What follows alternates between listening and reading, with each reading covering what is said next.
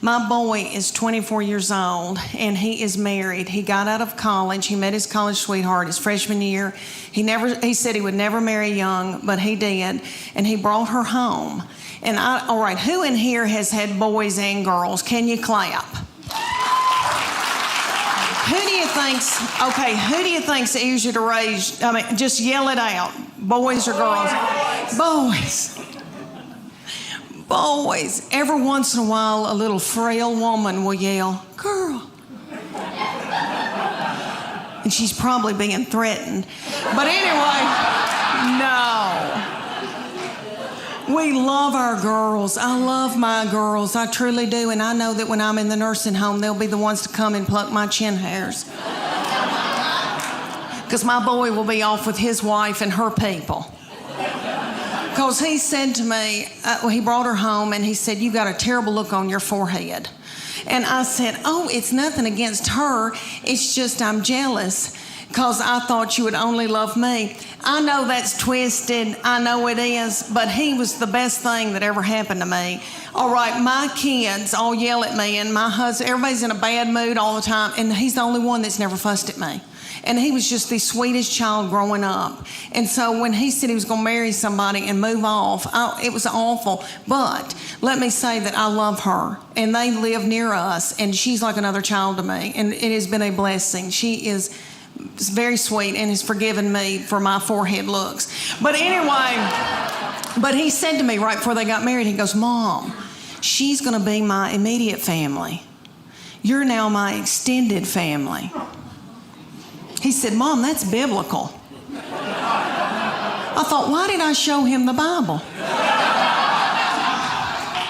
Let me tell y'all about him. He's an old soul. Have you ever met anybody that was an old soul? He was born an 80-year-old man. He has had a garden since he was in 6th grade. He plays the mountain dulcimer and the banjo. He woodworks. He makes spoons.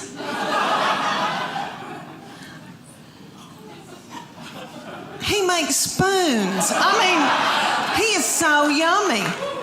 All right, his favorite music is gospel bluegrass. His favorite, no. Okay. Ding-a-ding-a-ding. All right. His favorite artist was Dr. Ralph Stanley. Dr. Ralph, look at you. Look at you, knowing who Dr. Ralph Stanley is. Okay, for those of you who don't, he was on the Oh Brother Where Art Thou. That is probably the most famous thing he did. But he was the godfather of Mountain Soul. He ended up dying at like 92. And had a little cowboy hat propped on his head. Yummy. Okay, he would come through Knoxville, and I would take my son to see Dr. Ralph when my son couldn't drive. They propped little Dr. Ralph up on stage because he was so old. I almost threw my panties at him because that's what you do to Tom Jones. And I love him. But anyway, I was standing there listening to Dr. Ralph Stanley singing gospel bluegrass, and I think to myself, how many teenage boys are listening to this? What are teenage boys listening to? Rihanna, Walk a Flock of Flame, some of that nasty goings on. I thought, wouldn't it be funny if I had to yell at my boy, "Turn that gospel bluegrass down. You're out of control." If I hear "I Saw the Light" one more time.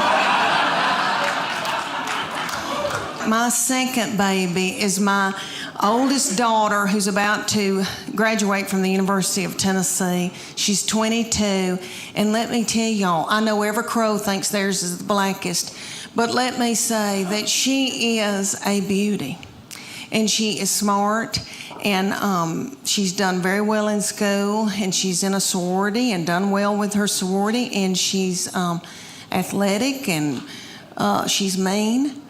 And we're scared to death of her. We walk on eggshells around her. She's not mean to other people or in public. She holds it in so that she can come home and like spew it out onto me. That's okay. That's God's way. But this is what I think happens. When she was a junior, her summer between her junior and senior year, I think that God allows this to happen. And you little girls, that your babies aren't this old, just listen to me. All right, one day they'll just turn on you. And you'll think, who in the world is this? Who's coming down the steps in the morning? We don't know who this is. I think that God allows that because he knows that you're about to let your baby go off to college or whatever they're going to do, and he knows that you're grieving. So he makes them just as mean as he can so that you can let them go. And I believe that. That summer, the very breath that I breathed out of my nostrils made her so angry.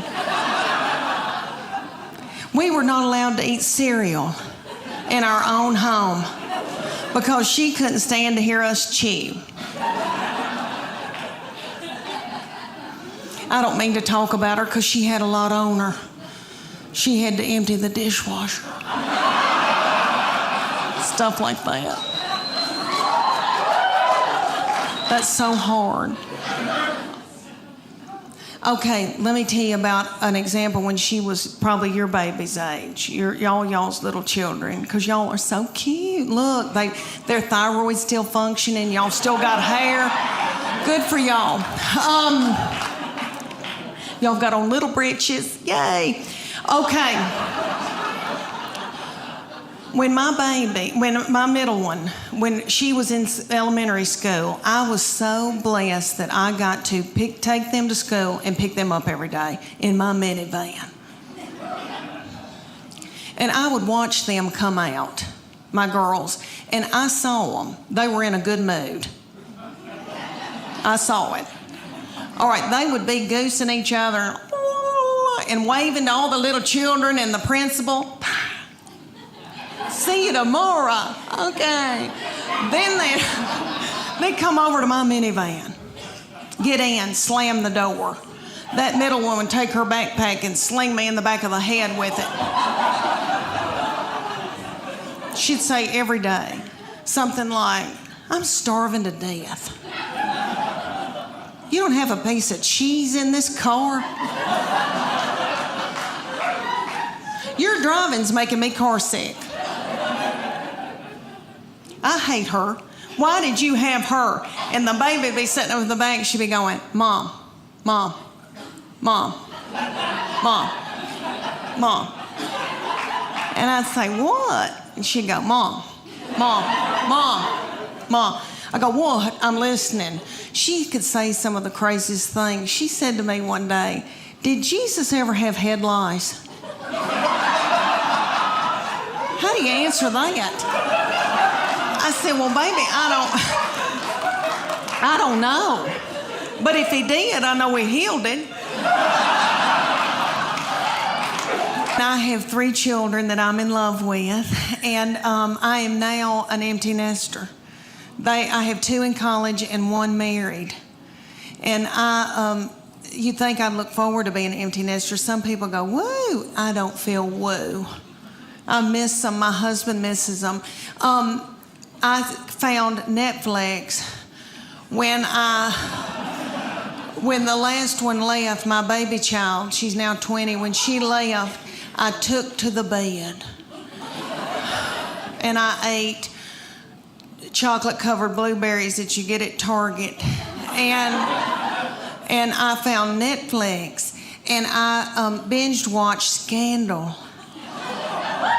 Have y'all seen Scandal? That first season, the chemistry between the 2 main characters, I think something's really going on. Anyway, it set me on fire.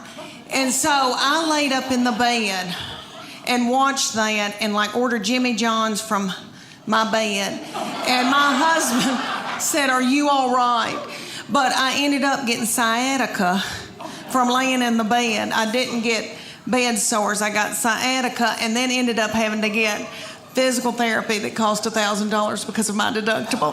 But anyway, but I grieve so much over my kids being gone. All right, so when my husband gets home, he's as sad as I am. When he gets home, we just stare out into space. And he's very quiet. He's an introvert. He doesn't talk. He doesn't chat. So I just sit and talk to myself. And we have 2 beagle hounds, and we just sit and kiss them in the mouth. And they are yummy. And we go to bed, and a lot of y'all look really young in here, and I'm gonna scare y'all to death, but I'm gonna tell y'all, look at these young girls right here. I'm gonna tell y'all what your future is gonna be, okay? All right, when you get to be about your mid-40s, you're gonna start a thing called perimenopause. It's before you go through menopause, and it makes you crazy. And you sweat in the bed at night. Okay, and all your hormones get messed up. All right, I go to the bedroom, and I am so hot at night that I put the air on 68 because I don't wanna die. My husband puts it back up on 70. And he says, you're freezing me to death. He's having to wear pajamas for the first time in our marriage. Okay. He said, I can see my breath. That's a lie. But I know he is cold because one time he had to wear a toboggan. But anyway, we get in the bed, and that big beagle, who is 10 years old, a boy named Augie, who is so sweet. My husband spoons him in the bed. And then we've got a new little beagle that is a pocket beagle, and her name is Gigi, and she is so yummy. And she had a nervous tick when we got her, and she ate our couch. But other than that, I love her. And she gets in the bed, and she backs her little butthole up against my head at night, right here. And when we get, all right, so when my husband spoons that big one will wall his eyes at me and looks like, I don't want him. I want you. I haven't been doing television for a while because I've been living and working in Las Vegas for the past 16 years. I know people say, why did you do that? Why did you live in Las Vegas? And you know what, I have to tell you, strangely, it's one of the only places a comedian can have a normal life. Isn't that weird? Because I took a car to my show and the audience took a plane. And since I haven't been very visible for a while, whenever I'm walking around, people, they kind of look at me and they think they recognize me, but they're not sure from where. And I can see their brains going and they're thinking, is she a math teacher who failed me in high school? Is she a meter maid who gave me a ticket? And finally, this one guy stopped me and said, I know you from television. And I said, oh, you do? And he said, yes, you were a juror on Law and Order. And I said, yes, I was, because you know what, I'm a people pleaser. I don't want to tell anyone they're wrong. And he continued on and said, well, I thought you were right. I also thought he was guilty. And I said, well, the evidence was overwhelming. And I continued on, and another lady stopped me and said, I don't want to insult you, but you look a lot like Rita Rudner.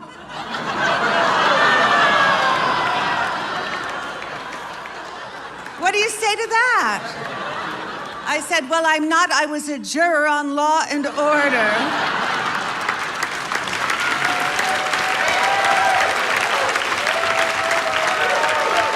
And another reason I wanted to stop traveling was I have a daughter, and my husband and I wanted to raise our daughter together. Strange concept. And she's 15 now. Yes, I have to say, it's not easy being a teenager. I kind of feel sorry for her. She recently sprained both of her optic nerves by rolling her eyes at me. And she used to listen to me. What happened to that? Now she only takes the advice of her peers. So I give her friend Isabella $10 a week to tell her to stand up straight. And boys are starting to come into the picture. That's going to be such a nightmare. She always had bad taste. Really, even in Gymboree, she liked the little boy with the low diapers. And all these things are going on in high school. The sexting? Well, I know, but it's hard to tell someone not to do something when you've done it yourself. Well, it was a long, long time ago, and it was on an Etch-a-Sketch.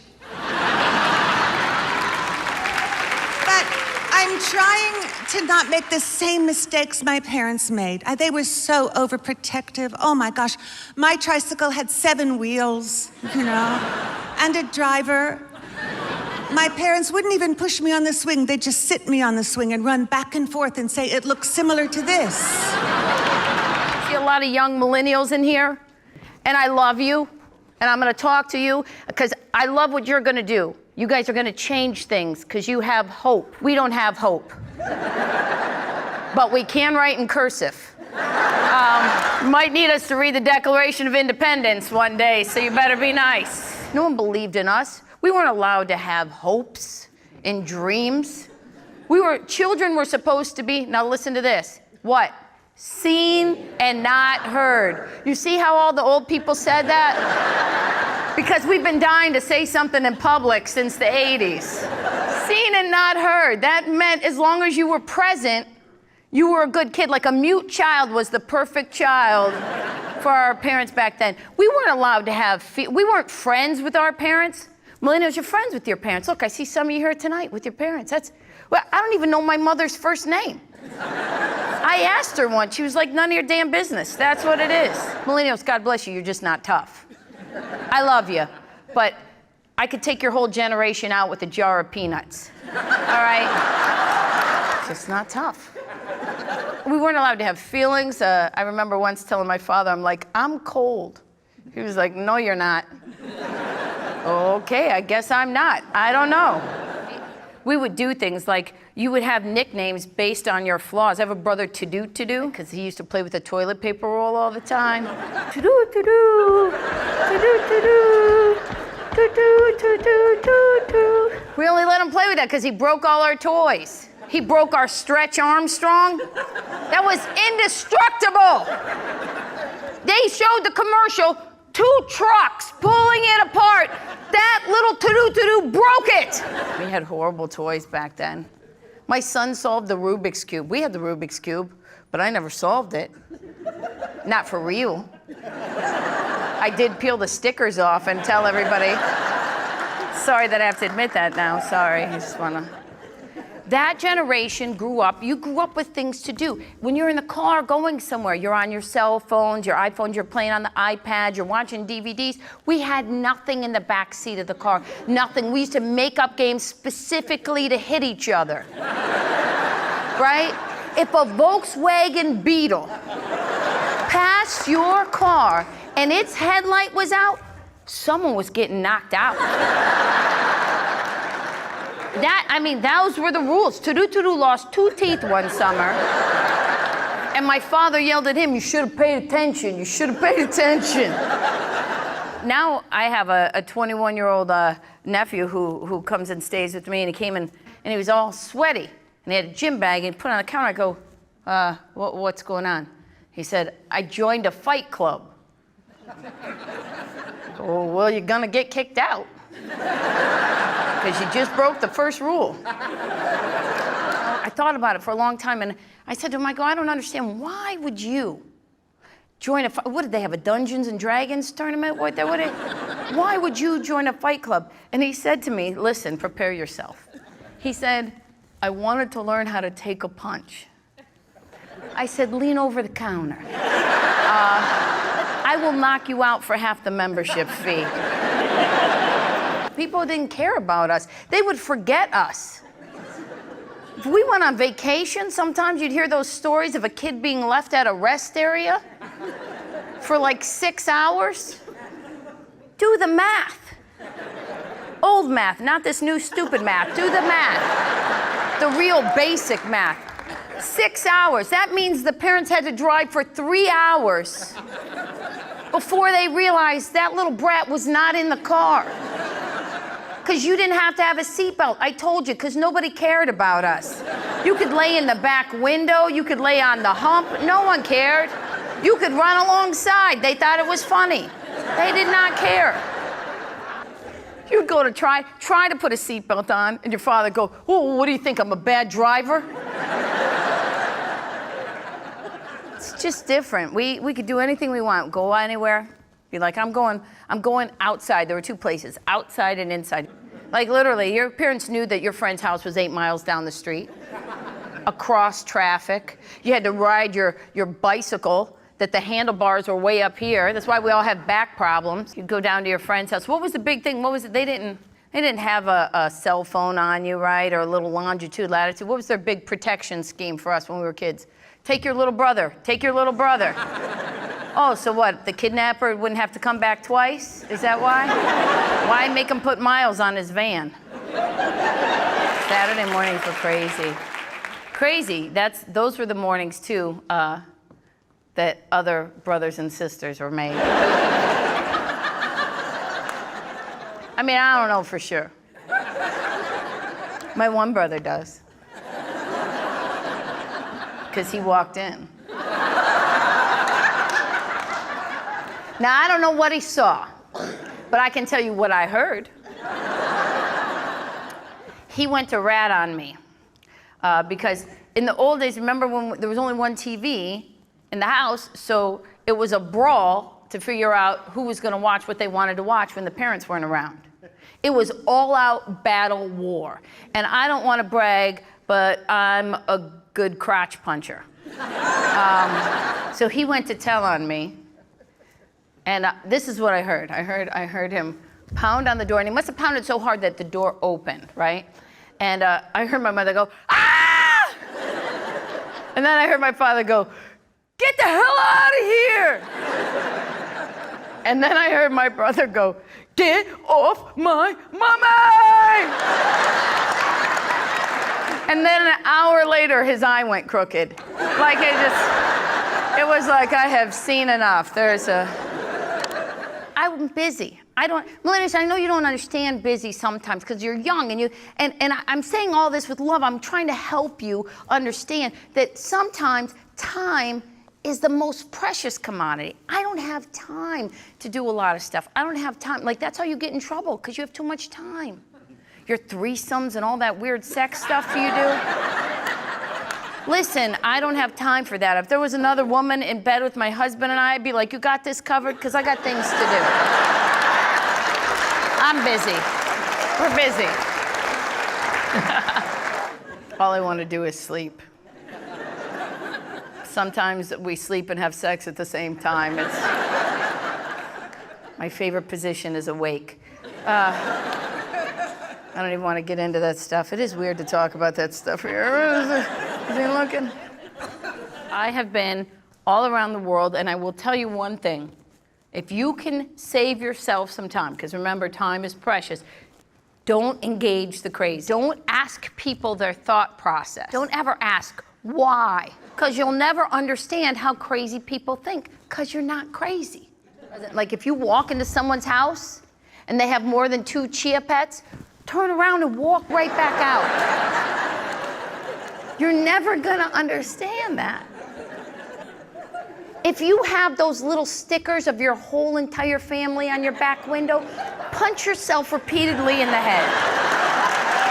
Okay? It's unnecessary. My mom and I actually got divorced at the same time this time. She's had a few goes, but and we live in a duplex by the airport. And so things are good.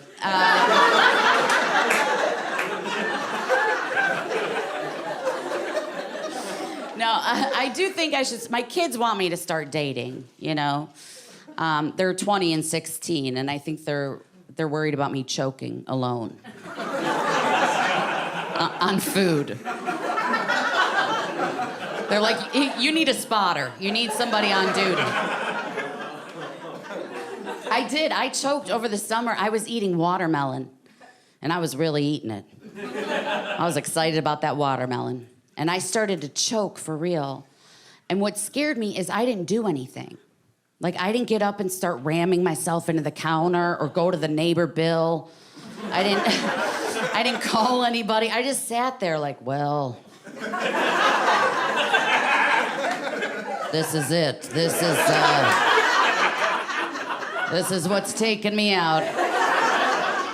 Not so sweet, this watermelon.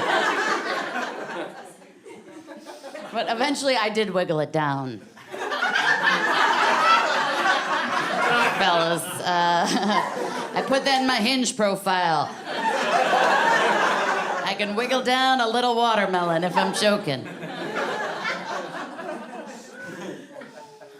No, it's hard to come out of, I was married for 14 years and now I'm out, not gay out.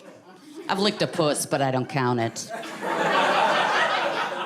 I'm like prison gay. Like out here, there's too many dicks, but locked up day one, I'm finding a bitch in there. They should add that type of gay to the flag. Just add another bar, a prison bar. It's like all rainbow and then steel. Just marching in the pride parade in stripes. Gay for the stay.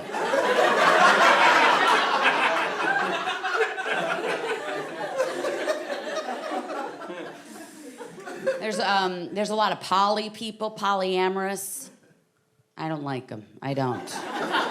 They're like the vegans of relationships. They're always talking about it and trying to recruit you into their weird shit they got going on.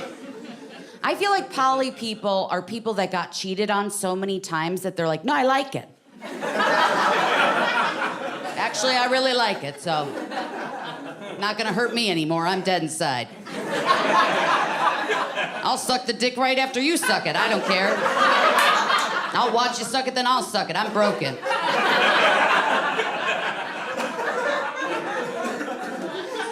They're always ugly, too. You notice that? They're the ugliest. It's like, how'd you get one person to fuck you? You're getting multiple people? What, do you have a boat? What's going on?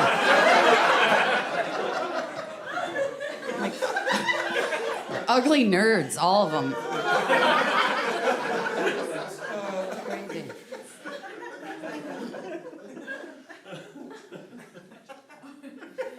Yeah. So I did. I joined Hinge, like I said, and that's depressing. I can't believe we're all doing this to each other. And half the time you're getting judged by somebody taking a shit. That just... It's so not romantic, just knowing someone's like, no. Or worse, yes, you know? It's a lot of rejection for these men, too. And men, you're not built for 50 no's a day. That's how somebody gets stabbed, telling a man no that much. And you can hear when a guy's been on those apps for too long, because he'll put things in the profile like, if you're not ready to get married, don't even look over here. I'm done playing games, bitch. I'm like, wow. I'm new here. Hi. Nice to meet ya. So aggressive. And they all have the same photos. They all have a fish. The fish, yes. And the fish, I think, is trying to say, I can provide. If it gets real bad, you'll eat once. I hope you like bluegill, bitch. We're gonna split it. And then the second photo, I feel like it's trying to make up for all the anger in the profile, because it'll be them with a dog. Like, look, I don't kill everything. But the one that really bothers me, it's them with a kid, and then in the profile they say, not my kid pictured. And I'm like, I don't want you handsy with kids, that's not yours. What are you, Dan Schneider? Get fucked, sending me digital roses? No. I need Unhinged. That's the app that I want. Where it's just your diagnosis. The medications you're on. The side effects to those medications. So when you don't come, I don't feel bad. I'm just like, oh, that's that Lexapro kicking in, no problem. I'm not offended. I wanted some watermelon, just check on me. I think with the data, they could match us up by our mental illnesses. Like, match my depression with your OCD so you motivate me. Let's get this closet in order. You know, put some labels in the kitchen, color code some things. Don't send a rose, send help. Send a digital Xanax, that would be amazing. It's like, I hope you're calm at work. I do have anxiety pretty bad, always have. And anyone else have anxiety here? Should have been everybody. If you're not anxious right now, you're fucked up. Something is wrong with you. I don't know if you've looked outside. Yeah, I do have anxiety pretty bad. I take CBD oil for my anxiety, and I'm on a steady drip all day. I feel like I'm the Tin Man from Wizard of Oz. I get scared and I freeze, and I'm like, oil can. Oil can. I get a few drips, and I'm like, okay. I'm ready to go to the DMV now.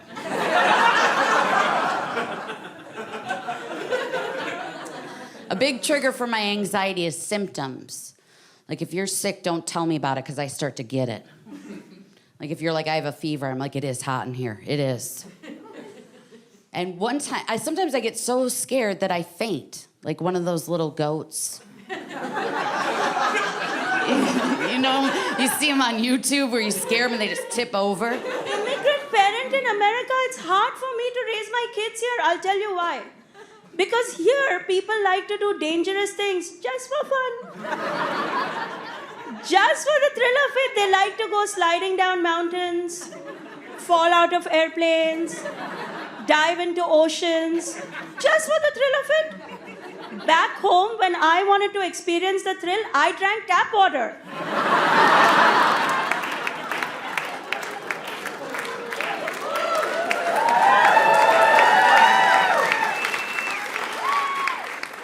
Now, my son wants to go bungee jumping. Could you imagine?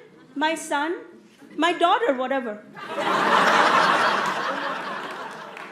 And I said, no, you can't go. And he goes, why not?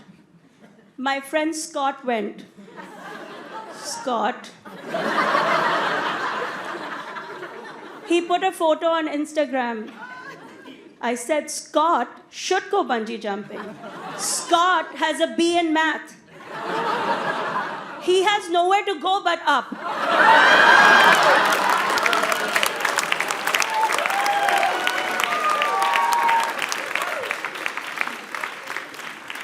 You want to put a photo on Instagram, take a picture of your GPA. And you know, the other thing that has us immigrant parents really confused is this modern parenting trend in America right now. People trying to be friends with their kids. Anybody know what I'm talking about? Yeah, right? I know brown people are like, what? No, it's a thing. It's a thing here. There are parents in this country right now telling their kids, don't worry about your grades.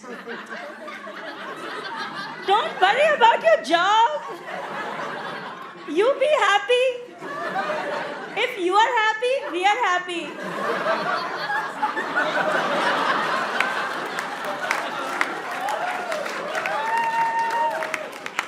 Don't worry, be happy. Who's heard that song? You've heard that song? That would never be an Indian song. Our song would be Don't Happy. Be worried. And there is so much to worry about. Let me share a statistic because I'm nothing if I don't have a statistic for you. Last year, 6 out of 8 spelling bee champions in America were Indian. Our community was devastated.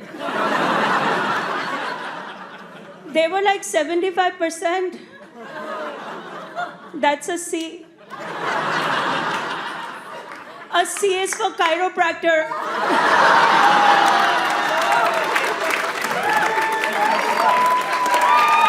That is not a doctor. And you know, when I make these jokes, people ask me, they're like, how can you be so strict and old-fashioned? You're a comedian. Yeah, but my kids don't know I do this.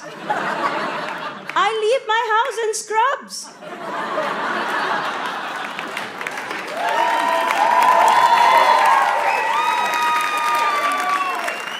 My LinkedIn profile says Mount Sinai. Okay, I was kidding about that. They do know what I do, and it's all because of Zoom. The last few years, I did a lot of shows on Zoom. How many people here are still working on Zoom? A little bit, right? At least a little bit. Zoom was good in the beginning, right? Like you wore your nice shirt, you combed your hair, you look good. Then a few months into it, you took a little bite on the side. Then a few more months, a little drinky. Now we're like, I'm just gonna take a shower. Just keep the door open.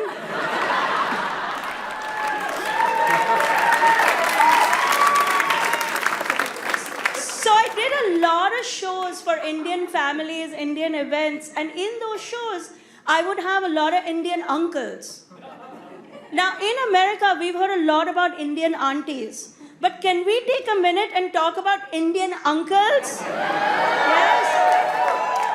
So this is how the Zoom would open up with like 100 little windows and all these Indian uncles in them looking at me like this.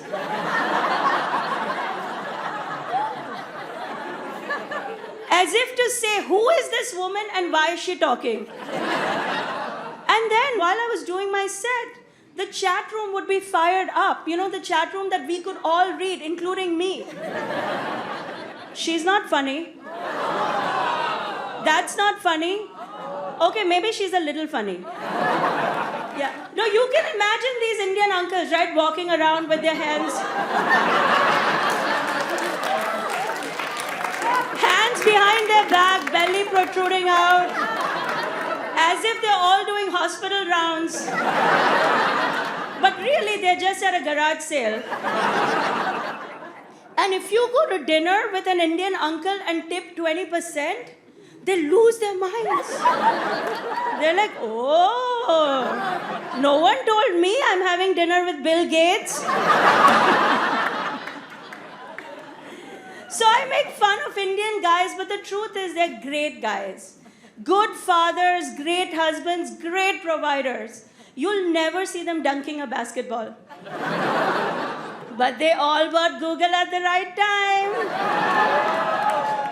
No, not my husband. No, my husband bought Dell. Because, you know, who needs money? And the Indian aunties are not off the hook. No. Kids here think they have it bad. They complain about things like, they're like, oh, I grew up in a rough neighborhood. Greenwich. I didn't belong. She was mean to me. What, do you know where I grew up? In India. With Indian people. I wish I had white bullies. I had scary Indian aunties. This used to be my birthday. Come, down. Pinching cheeks until the blood clots. Who is 16 today? And fat? And single? Happy birthday! And it's not like I could say to her, who is 58 today? And fatter than me? But I didn't want to die. And now that I'm an Indian auntie, by the way, shout out to all my Indian aunties. Out here, online, at home, because of you guys, I'm here today.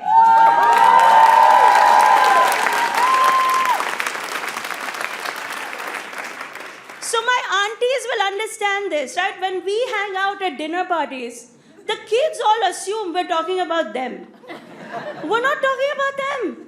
We're talking about the one auntie who wasn't invited. And the kids here are so delicate.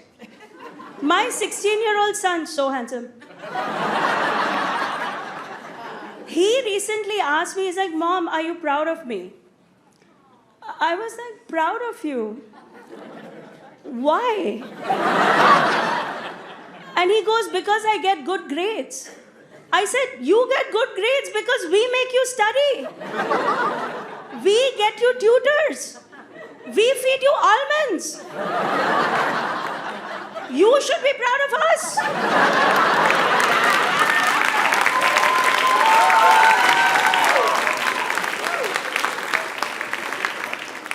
You're an Indian kid who gets good grades. That's like a Russian mom being proud that her kid is a figure skater.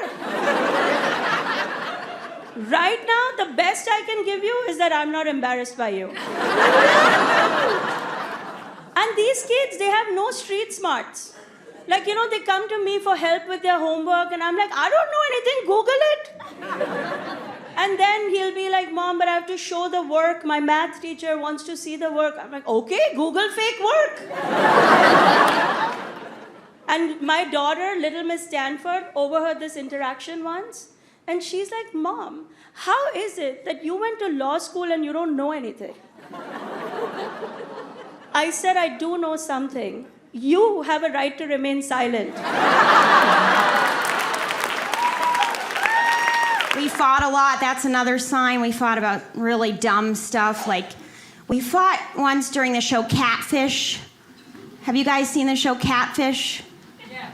Yes? Okay. Well, apparently, I was talking during the important parts of Catfish. And if you've seen Catfish and you think there are important parts in Catfish, you are part of the problem. It's about people who pretend to be different people online.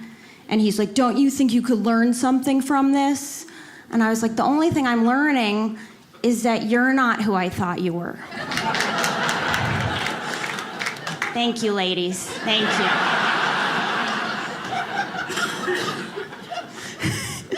She's like, going through it right now, man. Going through it right now.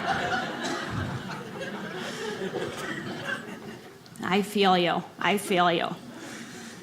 One of our fights was really, really dumb. Even dumber than that. Like, he was sort of competitive with me. I think it's so important to find someone who lifts you up, supports you, And one time, just out of the blue, he goes, you're not smarter than me.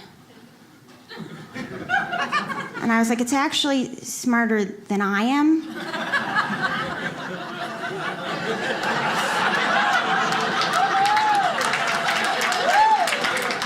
And then he said, well, between you and I finished college and you didn't. And I was like, it's actually between you and me. And then he said, you and I are done. And I was like, you got that one right.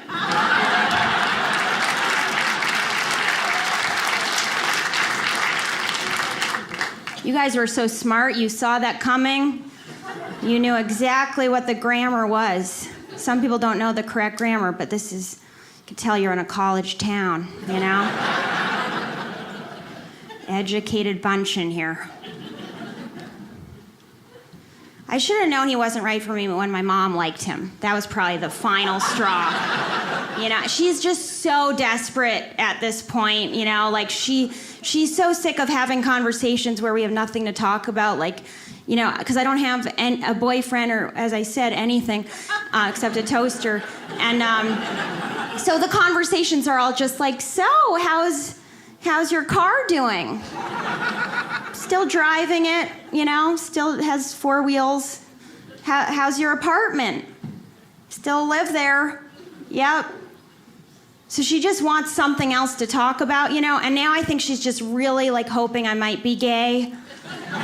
She's holding out for that, because anytime I post a photo with a girl, she emails me and she's like, Dana looks nice. Are you gonna bring Dana home for Christmas? Can't wait to meet her. I'm like, I'm not gay yet. You know, give me 1 more year. 1 more year to try this.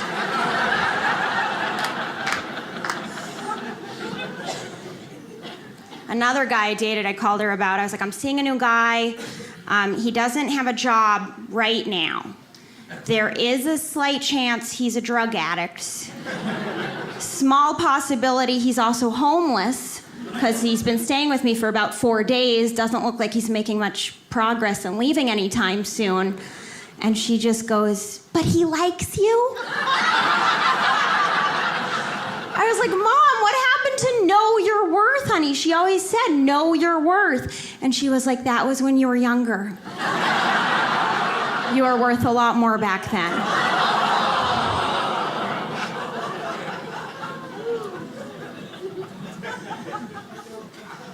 I am getting a little older. I'm not old, but I'm in my 30s. Is anyone in that age range here? Yeah. Wow, you're pretty happy about it. That's good. Good job. Usually they're like, yeah, here. It's funny because for some reason, the second you turn 30, you start saying you're old. You're like, that's it, I'm old now. I'm old. And then for 10 years, you just keep saying it. You're like, I'm old, I'm old, I'm old, I'm old. And then you turn 40 and you're like, now I'm old. I could have been young for an extra 10 years, but I wasted it saying I was old. Now I've lost 10 extra years where I could have been young. Then you turn 80, you're like, now I'm really old. I could have been just kind of old, now I'm really old. Then you die, and you're like, I could have been alive for 82 and a half years. Now I'm dead, I can't even have this brilliant thought